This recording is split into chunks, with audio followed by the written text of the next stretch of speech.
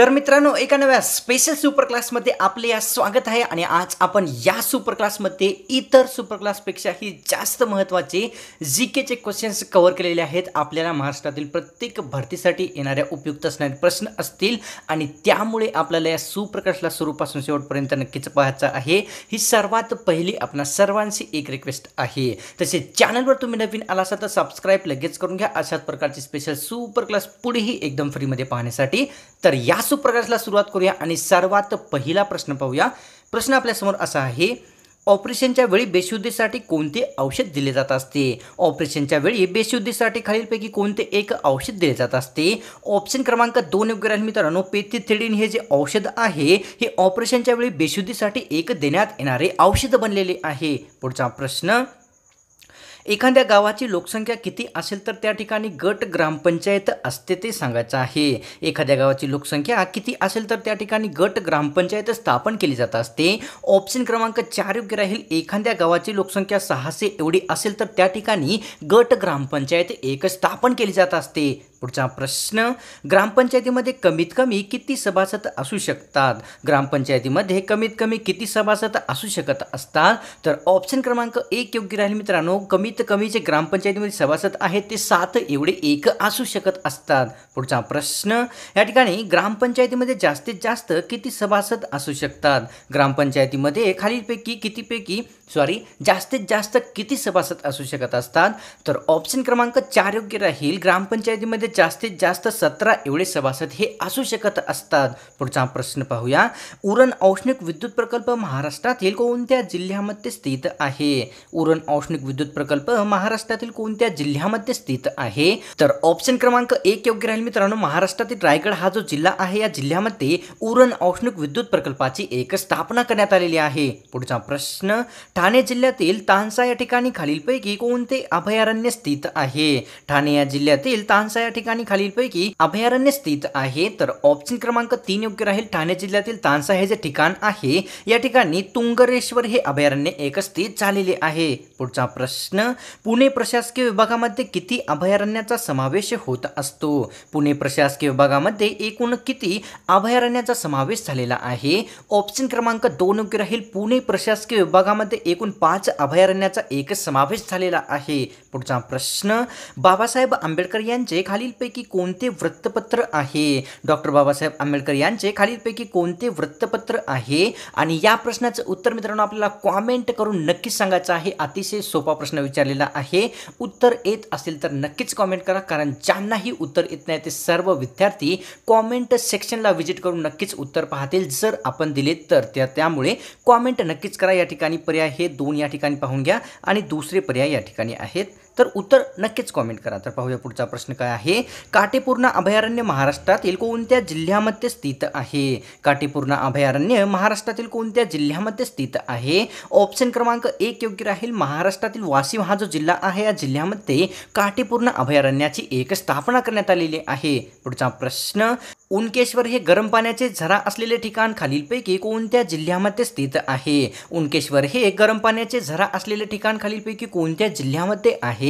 Option क्रमांक 2 योग्य राहील। महाराष्ट्रातील नांदेड हा जो जिल्हा आहे या जिल्ह्यामध्ये उनकेश्वर हे गरम पाण्याचे झरा असलेले ठिकाण स्थित झालेले आहे। पुढचा प्रश्न, जय जगत हा प्रसिद्ध नारा खालीलपैकी कोणत्या व्यक्तींनी दिलेला आहे? जय जगत हा प्रसिद्ध नारा खालीलपैकी कोणत्या व्यक्तींनी दिलेला आहे? ऑप्शन क्रमांक 2 योग्य राहील। विनोबा भावे यांनी जो आहे जय जगत हा एक प्रसिद्ध नारा दिलेला आहे। पुढचा प्रश्न, खालीलपैकी भारतातील कोणत्या राज्याला 2 राजधान्या आहेत ते सांगायचं आहे मित्रांनो। खालीलपैकी कोणत्या राज्याला एकूण 2 राजधान्या आहेत? ऑप्शन क्रमांक आपल्यासमोर 4 योग्य राहील। भारतातील उत्तराखंड हे जे राज्य आहे या राज्याला एकूण 2 राजधान्या एक स्थित झालेल्या आहेत। पुढचा प्रश्न पाहूया। या ठिकाणी झाडांमधून डिंक कशाच्या कमतरतेमुळे बाहेर पडत असतो? झाडांमधून डिंक हा खालीलपैकी कशाच्या कमतरतेमुळे पडत असतो? ऑप्शन क्रमांक 1 योग्य राहील मित्रांनो। झाडांमधून जो डिंक आहे तो तांब्याच्या कमतरतेमुळे एक पडत असतो। पुढचा प्रश्न पाहूया आपल्यासमोर काय आहे।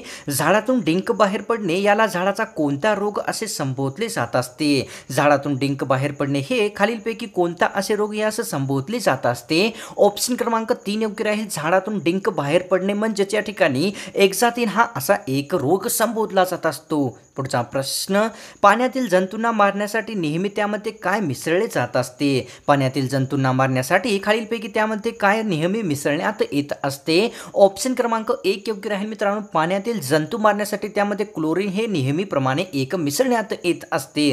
पुढचा प्रश्न, फ्री इंडिया सेंटर एकूण किती जागी सुरू करण्यात आलेले होते? फ्री इंडिया सेंटर हे खालीलपैकी किती जागी एकूण सुरू करण्यात आलेले होते?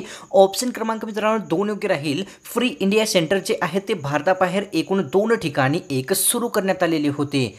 मित्रांनो, अनअकॅडमी आपल्यासाठी अत्यंत महत्त्वाची MPSC mega combat test series घेऊन आलेली आहे. जर आपण ही एक्झाम दिली किंवा टेस्ट सिरीज दिली तर आपल्याला 10 लाखापेक्षा जास्त स्कॉलरशिप मिळू शकते. 50 लकी विद्यार्थ्याला या ठिकाणी अमेझिंग प्राइजेस देखील दिले जातील, जसे की Samsung mobile, JBL headphone, Google home mini तसेच Amazon वाउचर देखील या ठिकाणी प्रोव्हाइड केले जातील.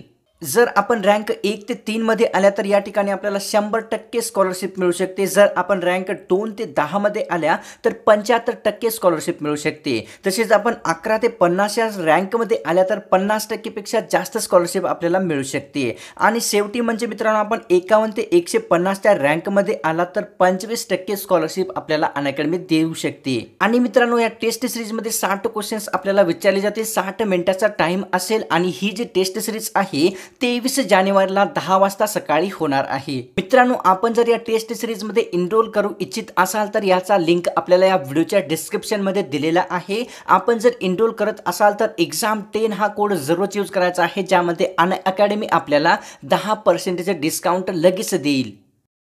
पुढचा प्रश्न, 2 ठिकाणी फ्री इंडिया सेंटर कोणत्या व्यक्तींनी सुरू केले होते? भारताबाहेर 2 ठिकाणी फ्री इंडिया सेंटर कोणत्या व्यक्तींनी सुरू केलेले होते? ऑप्शन क्रमांक 3 योग्य राहील. सुभाषचंद्र बोस यांनी जे आहे 2 ठिकाणी फ्री इंडिया सेंटरची एक सुरुवात केलेली होती. तर पुढचा प्रश्न आपल्यासमोर काय आहे या ठिकाणी पाहूया मित्रांनो आपण, की सुभाषचंद्र बोस यांनी कोणत्या ठिकाणी फ्री इंडिया सेंटर सुरू केलेले होते? सुभाषचंद्र बोस यांनी कोणत्या ठिकाणी फ्री इंडिया सेंटर हे सुरू केलेले होते? तर ऑप्शन क्रमांक 3 योग्य राहील. वरीलपैकी दोन्ही म्हणजेच रोम तसेच पॅरिस या 2 ठिकाणी सुभाषचंद्र बोस यांनी फ्री इंडिया सेंटरची एक सुरुवात केलेली होती.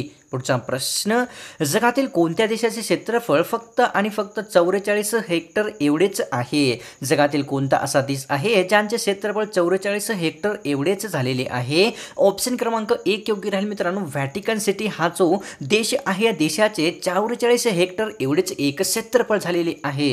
पुढचा प्रश्न, 44 हेक्टरमध्ये एकूण किती एकरचा समावेश होत असतो? 44 हेक्टरमध्ये एकूण किती एकरचा समावेश होत असतो? तर ऑप्शन क्रमांक 4 योग्य राहील मित्रांनो. 44 हेक्टरमध्ये 110 एकरचा एक समावेश झालेला असतो. पुढचा प्रश्न, काँग्रेस पुस्तकालय हे जगातील कितव्या क्रमांकाचे सर्वात मोठे पुस्तकालय बनलेले आहे? काँग्रेस पुस्तकालय हे जगातील कितव्या क्रमांकाचे सर्वात मोठे पुस्तकालय बनलेले आहे? ऑप्शन क्रमांक 1 योग्य राहील. काँग्रेस पुस्तकालय हे जे पुस्तकालय आहे ते जगातील पहिल्या क्रमांकाचे सर्वात मोठे असलेले एक पुस्तकालय बनलेले आहे. पुढचा प्रश्न, काँग्रेस पुस्तकालय हे जगातील सर्वात मोठे पुस्तकालय कोणत्या देशामध्ये स्थित आहे? काँग्रेस पुस्तकालय हे जगातील सर्वात मोठे असलेले पुस्तकालय जगातील कोणत्या देशामध्ये स्थित आहे?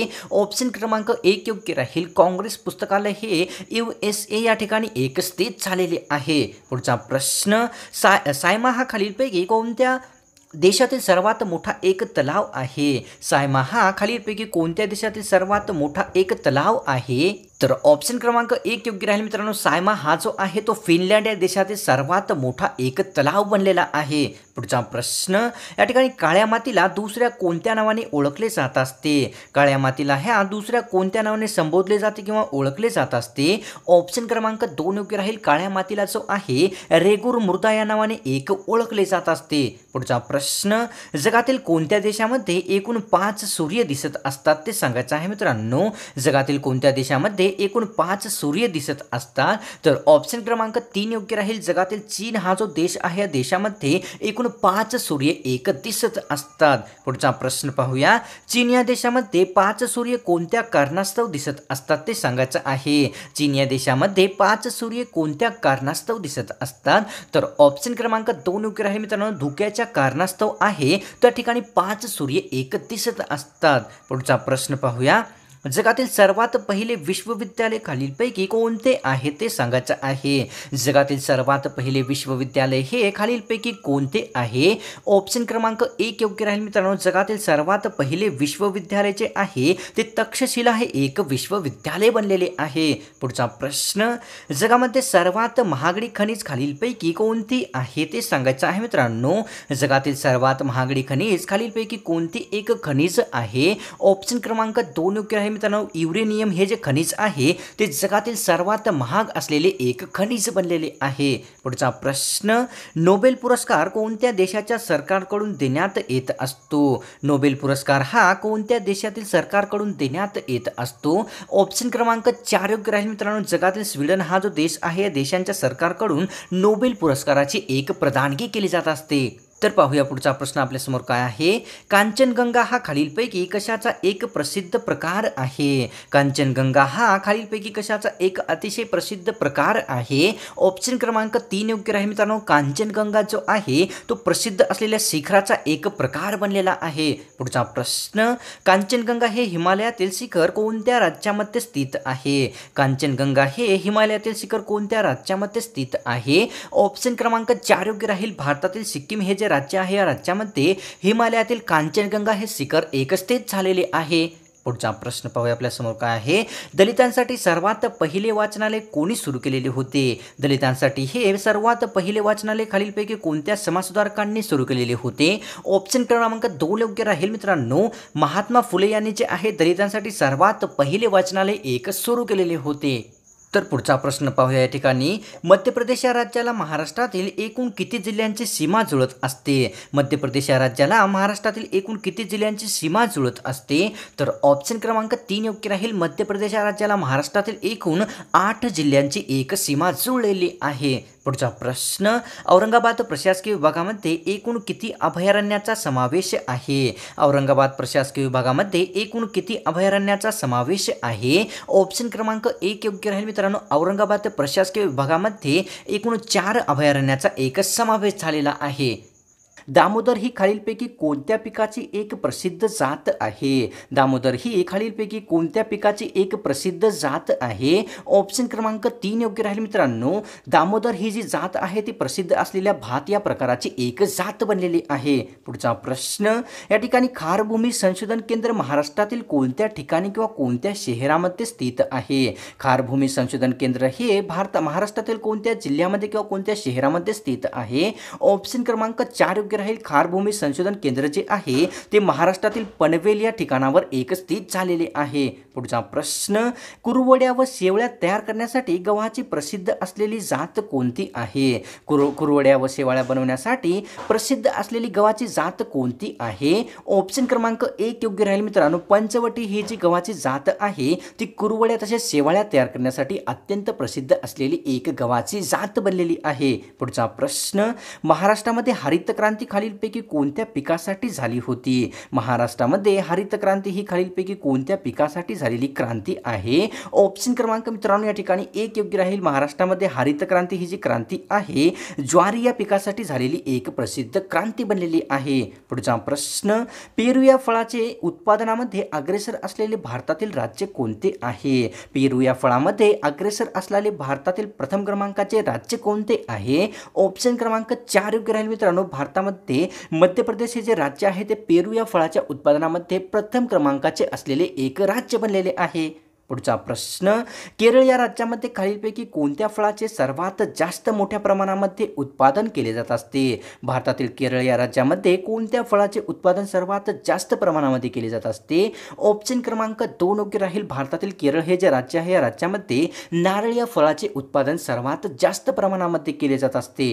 पुढचा प्रश्न, महाराष्ट्रामध्ये चिंचेच्या उत्पादनात अग्रेसर असलेला जिल्हा कोणता आहे. महाराष्ट्रामध्ये चिंचेच्या उत्पादनामध्ये अग्रेसर असलेला जिल्हा कोणता आहे? ऑप्शन क्रमांक 1 योग्य राहील. महाराष्ट्रातील अहमदनगर हा जो जिल्हा आहे तो चिंचेच्या उत्पादनामध्ये प्रथम क्रमांकाचा असलेला एक जिल्हा बनलेला आहे. पुढचा प्रश्न, भारतीय ज्वारी संशोधन केंद्र खालीलपैकी कोणत्या ठिकाणी स्थित आहे? भारतीय ज्वारी संशोधन केंद्र हे खालीलपैकी कोणत्या ठिकाणी स्थित झालेले आहे? ऑप्शन क्रमांक 2 योग्य राहील मित्रांनो. राजेंद्रनगर या नगरामध्ये भारतीय ज्वारी संशोधन केंद्राची एक स्थापना करण्यात आलेली आहे. पुढचा प्रश्न पाहूया.